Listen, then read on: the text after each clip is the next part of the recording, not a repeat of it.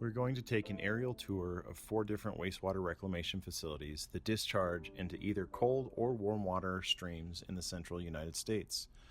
To protect the receiving water quality, regulators must consider many factors, including the flow of the river and of the facility, loadings, oxygen demand, nutrients, and metals. The 5th facility is included as an example of a long solids retention time plant. This will be a slightly different look at these types of facilities, and the information provided was obtained from records available to the public. The first facility is Integrated Fixed Film Activated Sludge, also known as IFAS. It was converted from MBBR to IFAS, and a second train was added. The wastewater is screened, degridded, before it enters the primary clarifiers. Solids from the primary and secondary clarifiers are anaerobically digested, dewatered and dried, and provided to the public. Mixing in the anaerobic and anoxic zones is completed with large bubble diffusers. The mixed liquor is sent to the clarifiers, then disinfected with UV and discharged to the river.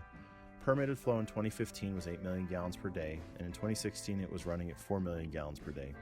Influent BOD loadings were approximately 10,000 pounds per day.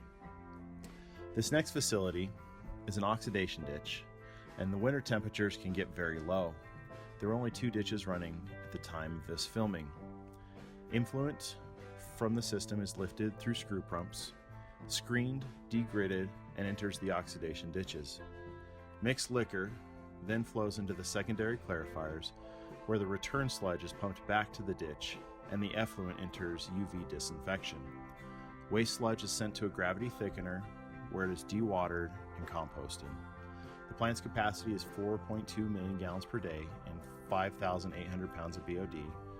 Average flow is about 1.4 million gallons per day and 3,000 pounds of BOD.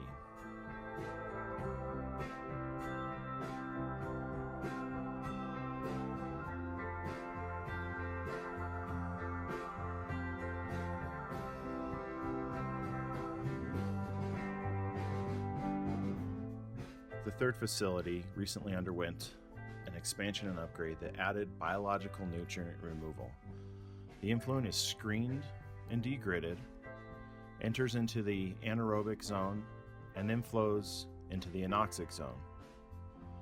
Flow then enters into the first oxic basin and is split into 2 serpentine oxic reactors. The secondary clarifiers are enclosed in the building. After the clarifiers, the flow enters into a tertiary filter and then is disinfected with UV.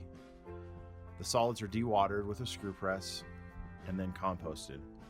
This facility will be able to provide reuse water as well. Average flow is around 640 million gallons per day and 2,600 pounds per day of BOD. The 4th facility is a sequencing batch reactor, and at the time of filming, only 2 of the reactors were running. The middle basin was in mix or decant phase initially, but switched to aerobic in the middle of filming. Influent is screened and degridded, then enters into one of the 2 reaction tanks. Each tank has multiple functions, including anaerobic, anoxic, and oxic reactors, as well as the clarifier. A short time lapse will show each of the 2 basins in various reaction phases.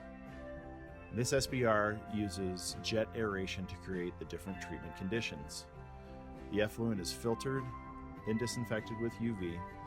Solids are gravity thickened and sent to the digesters. This facility can also treat to reuse standards, and influent flow is permitted at 1.7 million gallons per day.